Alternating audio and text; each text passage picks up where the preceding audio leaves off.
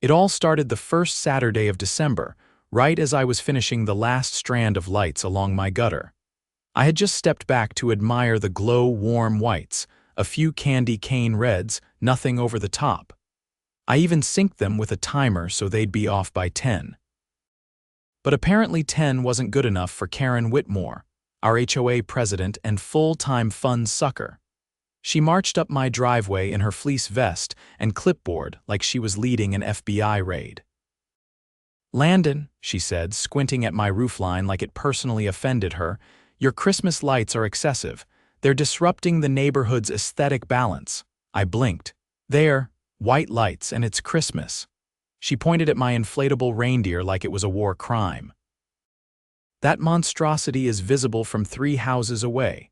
If you don't tone it down, I'll have no choice but to issue a formal violation." I crossed my arms. "Is that so? Based on which bylaw?" Karren hesitated for half a second, just long enough to tell me she didn't have one. She flipped a few pages on her clipboard, pretending to check something. "It falls under general visual disturbances." I chuckled. "That's not real." "It is now," she snapped. "The board supports me." Of course they did.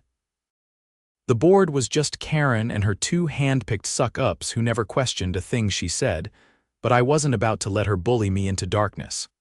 "You don't like my lights? Fine, I'll take it under advisement." She narrowed her eyes. "You have 72 hours to comply or you'll be fined."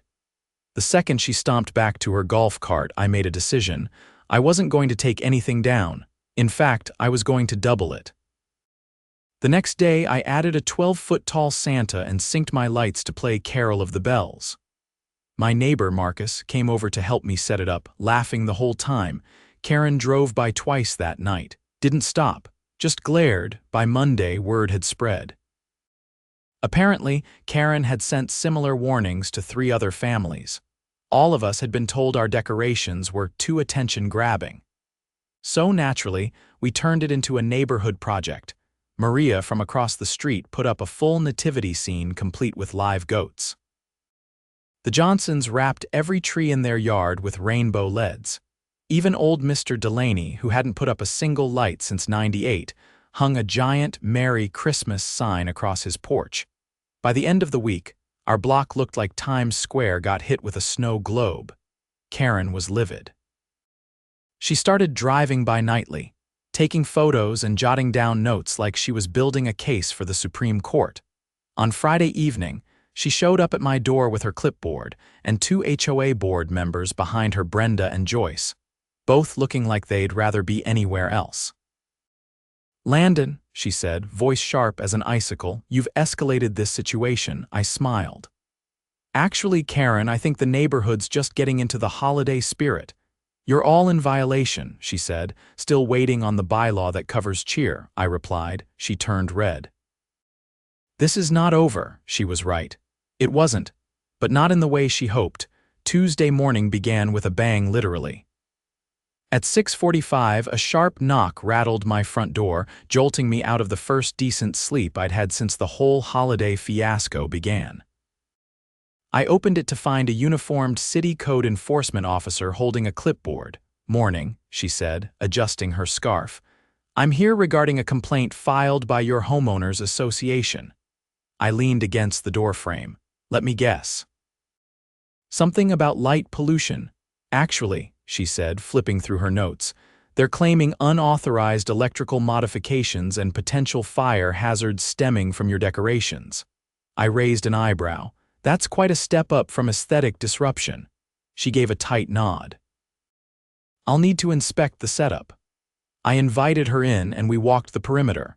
I explained the timers, the grounded outlets, the surge protectors, and the fact that every connection was up to code. She snapped a few photos and took notes on her tablet. "Everything looks fine," she said finally. "Honestly, it's more compliant than most seasonal setups I've seen. So I'm cleared. As far as I'm concerned, yes. But I'll have to file a report." As she left, I caught a glimpse of Karren sitting in her golf cart half a block down, staring through binoculars like she was surveilling a criminal. I waved. Later that afternoon, I got a call from Marcus. "Landon," he said, "you're not going to believe this." I just got a notice saying I'm under investigation for operating a commercial attraction out of my property. I blinked. A commercial attraction. Apparently, the foot traffic from people stopping to look at the lights constitutes a business now. I called Maria. Same story. Delaney, too. All of us had received similar letters. Different excuses, same nonsense. It was clear Karren was escalating, and not just with us. I heard from a neighbor on the next street over that her son's basketball hoop had been forcibly removed because it clashed with the winter theme. Enough was enough. I took a trip down to City Hall and filed a public records request on our HOA's recent correspondence. I wanted to see exactly what Karren had been sending. The clerk raised an eyebrow when I mentioned the HOA's name. "You're the third person this week asking about them." That evening, I pored over the documents. What I found made my stomach tighten. Over the past 3 months, Karren had submitted over 30 complaints to various city departments on behalf of the HOA, all without board approval. Most weren't even signed by the other 2 board members. Worse, several official HOA notices sent to residents contained legal threats that had no basis in our bylaws. She'd fabricated claims, falsified signatures, and used HOA letterhead to intimidate people into compliance. I needed proof. Real proof. So I reached out to Joyce, the quieter of the 2 board members. I caught her just as she was bringing in groceries. "Joyce," I said, "do you have a minute?" She looked hesitant. "If this is about the lights, no," I said, lowering my voice. "It's about the board. I've seen some things, and I think you should too." I showed her a few of the documents. Her eyes widened. "She never let us see any of this," she said. "She always said she'd handle the paperwork. I didn't think." "Did you sign any of these letters?" She shook her head. "Absolutely not." "And Brenda wouldn't either." "Then she's forging board approvals," I said. "And that's not just unethical, that's criminal." Joyce agreed to come forward. We met with a civil attorney the next morning, who confirmed that Karren's actions could constitute fraud and abuse of power under our state's HOA statutes. With Joyce willing to give a sworn statement and the city records in hand, we had a solid case. But I wasn't going to stop there. That weekend, I called an emergency neighborhood meeting. We held it in the Johnsons' garage since it was the only one big enough to fit everyone. I stood in front of a sea of folding chairs, holding up a printed copy of one of the fake notices. "This," I said, "is a lie. And it's been sent to 13 of you." Murmurs spread through the group. I walked them through the forged documents, the complaints, the misuse of HOA authority, then I brought Joyce up. "I didn't sign any of those notices," she said. "Neither did Brenda. Karren's been acting alone. She's been threatening people," someone muttered near the back. "She told me I'd be fined $500 for leaving a ladder out," someone else added. "She tried to have my fence torn down," said another. That's when Marcus stood. "So what do? We take action," I said. "We call a special election, we remove her from the board, and we report her to the city and the state HOA Oversight Committee." The motion passed unanimously. The next day, we submitted the petition for a special election. With over 50% of households signed on, the HOA bylaws required it. Karren wasn't pleased. She showed up on my porch the day after the petition was filed. "You think you're clever?" she hissed. "Stirring up a mob." "This isn't a mob," I said. "It's a neighborhood. One you don't get to bully anymore. You have no idea what kind of trouble you're bringing on yourself." I looked her straight in the eye. "No, Karren. You brought this on yourself." By that evening, she'd sent out another mass email unsigned by the board declaring the vote illegitimate and claiming the HOA was dissolving the election effort. Unfortunately for her, that was the final misstep. Joyce forwarded the email to the state HOA regulatory office, along with her statement and the compiled documents. Within 72 hours, an investigator reached out. 3 days later, 2 city auditors came to the HOA office and removed several boxes of files. The following week, a uniformed officer knocked on Karren's door. She didn't answer, but the officer returned the next day. And the next, By the third visit, she had no choice but to open it. They served her with a court summons for misrepresentation, misuse of HOA funds, and falsifying legal documents. The next board meeting was the most crowded one in neighborhood history. Over 70 residents packed into the community center. Karren was nowhere to be found. Joyce took the podium. "As acting board member," she said, "I'm calling this special meeting to order. We move to remove Karren Whitmore from the board effective immediately. All in favor?" Every single hand went up. The vote was recorded, certified, and witnessed. We elected a new interim board that night residents who actually lived here, people who worked hard and didn't treat the HOA like a private fiefdom. And as for the lights, they stayed up through January. The neighborhood even pooled money to add a few more displays, oversized snowflakes for the lampposts, a sleigh setup on the median, and a projector that beamed falling snow onto the community sign. It wasn't about rebellion anymore. It was about reclaiming our space. And when the local paper ran a story titled, "Neighborhood Overthrows HOA Tyrant with Christmas Spirit," we framed it and hung it in the community center. Right under the new sign that read, "This neighborhood belongs to its people, not its paperwork." 2 weeks after the special election, the neighborhood felt lighter, not just from the absence of Karren's clampdown, but from the sense that we had finally taken back control. The new board, now led by Maria, had begun sorting through the mess left behind. But no one expected just how deep that mess went. It started with the bank statement. Brenda, now serving as treasurer, was combing through the HOA's financial records when she noticed a series of unauthorized withdrawals. They weren't huge, usually just under $1,000 each, but frequent enough to raise eyebrows. The descriptions were vague: consultation fee, property maintenance, administrative support. But no one could find any corresponding invoices or contracts. "I thought maybe it was just sloppy bookkeeping," Brenda told me, holding a printout of the transactions. Then I checked the payees. The checks had been made out to a company called Whitmore Services LLC. None of us had ever heard of it. A quick search online turned up a registered business address, a P.O. box, and a business license filed under the name Karren Whitmore. Brenda looked at me, eyes tight with disbelief. She was paying herself from our dues. We brought the rest of the board into Maria's dining room that evening. Her kids were at a friend's house, and the table was covered in manila folders, spreadsheets, and a laptop pulled up to the county property database. Lindsay, a former accountant who had recently joined the oversight committee, leaned forward. "There's more." I ran the tax ID tied to Whitmore Services. It's registered as a landscaping and consulting firm, but it's never filed a single business expense, no employees, no service contracts. It's a shell. Marcus paced in the corner, arms crossed. So not only was she forging documents and threatening people, she was embezzling, Lindsay nodded.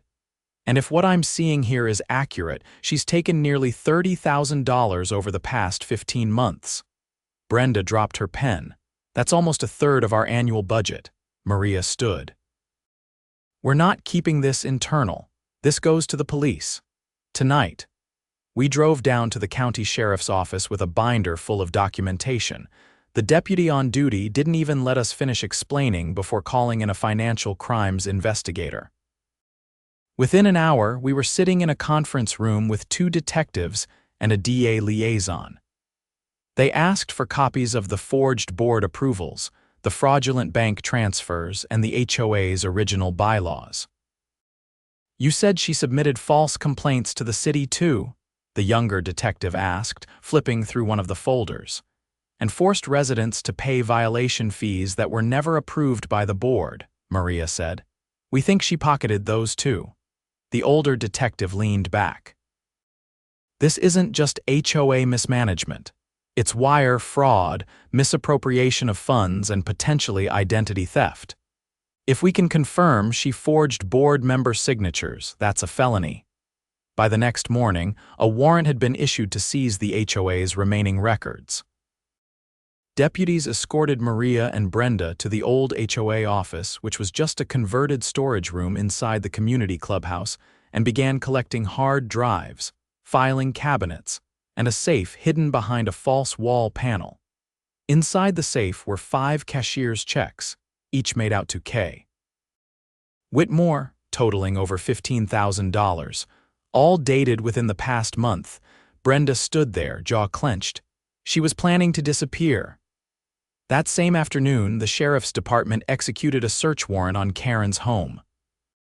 A neighbor 2 houses down filmed the whole thing from her porch, the cruisers parked out front, the detectives carrying out boxes, and one officer carefully bagging a laptop. Karren wasn't there. It wasn't a surprise. She'd vanished the day after the election, reportedly telling a friend she was taking a break from the neighborhood drama. But now, it looked more like she'd been trying to stay ahead of the fallout.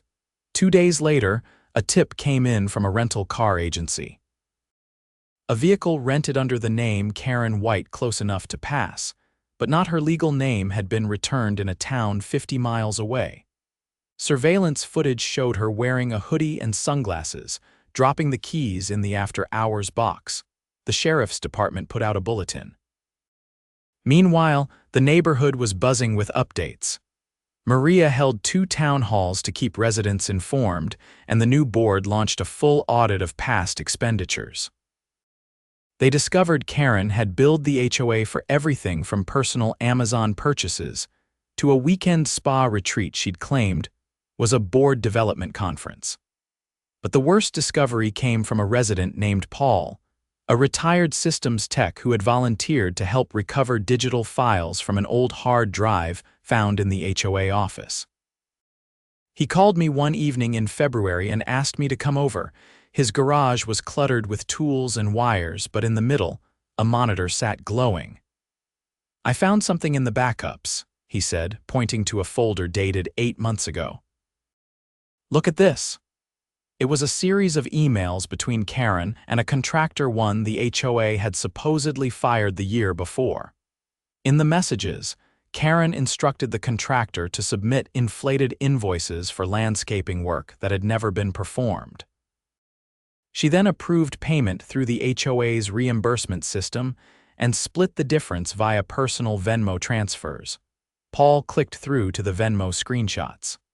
She was skimming $500 to $1,000 per job. And this guy just kept sending fake receipts. We brought the information to the detectives.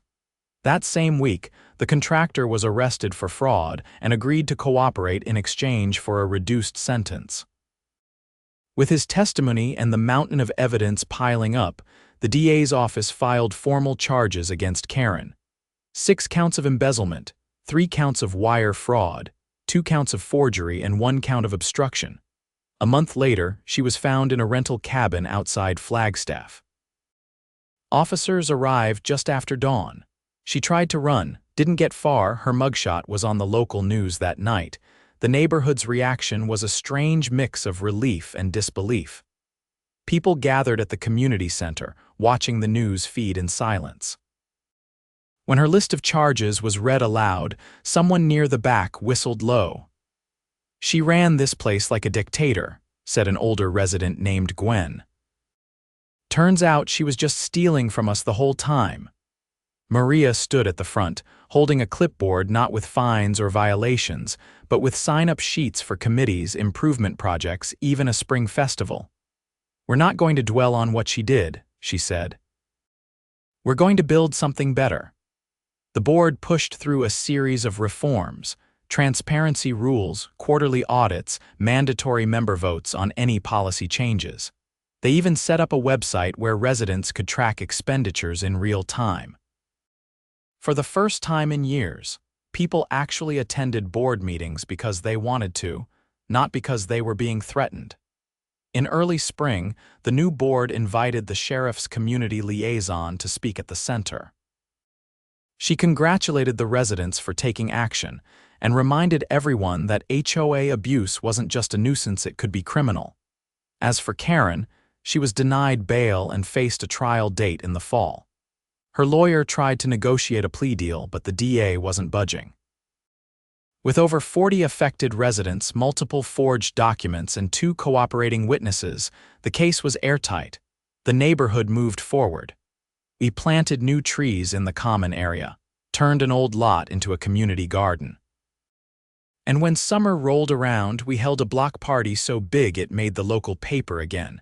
Not one person mentioned bylaws. Not one clipboard in sight. It felt like home again. For real this time. Spring passed with new flower beds blooming along the sidewalks, and not a single passive-aggressive notice tucked into anyone's mailbox. The HOA, now run by actual members of the community, had become something that worked with people, not against them. But as summer approached, an unexpected envelope arrived at my house, a subpoena. It was from the district court. I was listed as a witness in the upcoming trial of Karren Whitmore. The charges had expanded since her arrest. With the contractor's full cooperation and the digital evidence Paul had recovered, investigators uncovered a sprawling scheme that reached beyond our HOA. Karren had created fake service contracts not only for our association, but for 2 others in neighboring towns. The state prosecutor now added racketeering and tax evasion to her charges. At the pre-trial hearing, I walked into the courtroom behind Maria and Marcus. The place smelled like old carpet and paper. Karren sat at the defense table in a gray suit, her hair pulled tight, eyes fixed on the desk in front of her. She didn't look at us. The judge, a no-nonsense woman with horn-rimmed glasses and a voice like gravel, opened the session with a dry tone. The people allege a pattern of fraudulent activity conducted under the guise of community governance.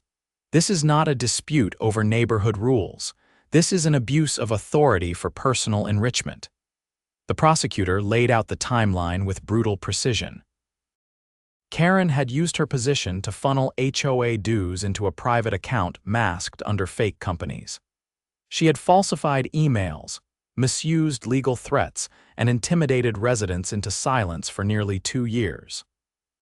The evidence included over 200 documents, a dozen witness statements, and video of her instructing the contractor on how to inflate costs. When I took the stand, I was asked about the Christmas lights. I explained how it had started. A simple decoration, a harmless display. And how Karren tried to weaponize the HOA to shut it down. Did you believe at the time that she was targeting you personally? The prosecutor asked. No, I said clearly. She was targeting control. Anyone who didn't fall in line became a problem to eliminate. Joyce testified next. She held nothing back. She detailed how Karren had kept board members in the dark, forged their signatures, and bypassed votes entirely. Then Brenda corroborated the financial discrepancies. The final blow came when the contractor, now in state custody, read the transcript of their email exchange aloud. Every word was damning. The defense attorney tried to argue that Karren had been overburdened, that she made administrative errors, and that no one had suffered material harm. The judge cut him off. Misappropriating nearly $100,000 is not a clerical oversight, she said. And forging legal documents is not a lapse in judgment. The trial lasted 4 days. On the 5th, the jury returned in under 3 hours, guilty on all counts. When the sentence was read, 8 years in state prison with no possibility of parole for the first 5, Karren didn't flinch. But her attorney looked like he'd swallowed a thumbtack. She was also ordered to pay restitution to each HOA she had defrauded, including ours. The judge made it clear. This community trusted you with its homes, its families, its peace of mind. You used that trust as currency. And now you will pay it back. We left the courthouse in silence, but it wasn't a heavy silence. It was clarity. Closure. A week later, the board held a special event in the community park not to celebrate the verdict, but to refocus the neighborhood's energy. Maria stood at the front of a modest stage, beside a new sign made of reclaimed wood, etched with the words "Together by Choice." "We've been through a lot," she said, "but we're still here. And we're stronger than we were before." Lindsay stepped forward with a clipboard, not the kind used to issue warnings, but one filled with volunteer forms for new projects. A mural wall for kids, a tool-sharing shed, a community pantry for residents who fell on hard times. As the sun dipped behind the rooftops, laughter filled the air. People passed around lemonade and grilled food. Kids chased each other between picnic tables. For the first time in a long while, no one looked over their shoulder. That night, I walked home past the corner where the Whitmore house sat empty. The lawn had overgrown slightly, the shutters beginning to peel. None of us spoke about what would happen to it. It wasn't important anymore. Later, I found a letter in my mailbox, no postage, just folded and tucked in the slot. It was from Paul, the guy who'd recovered the hard drive. Inside was a photo he'd printed, a wide shot of our block during that infamous December. Every house glowing, every bush wrapped in lights. In the center, my own home just as I remembered it, with the inflatable reindeer standing proud. On the back, Paul had written, "This is what beat her." He was right. Not lawyers, not subpoenas, not courtrooms. Unity. Since then, the neighborhood has rewritten the HOA bylaws from scratch. Every policy must be approved by a community vote. No more secret meetings. No more unchecked power.